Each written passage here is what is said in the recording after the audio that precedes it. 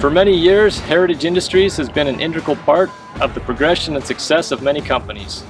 As part of the Campbell Company's family, we're committed to our core values of safety, people, stewardship, and integrity. We've had Heritage design us a new truck body.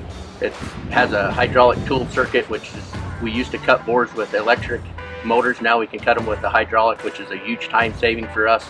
And also we've introduced the 800 amp dual op Miller welder, so we can run 2 guys to 1 truck. I'm Bo Anderson, Maintenance Services Manager.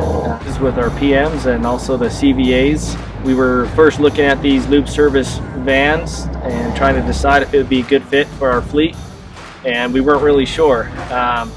Looking at the capacity and always used to a lube service truck, being able to solve all the PM services that we come across, we decided to give them a shot. And initially we were thinking that we'd schedule these vans to take care of our 250-hour services and really small machines, mini X's, skid steers, and the reality is they ended up being able to do that and a whole lot more. Do 1,000-hour services on almost any piece of equipment. We're even able to take care of services on even the big haul trucks as well, on their 250s.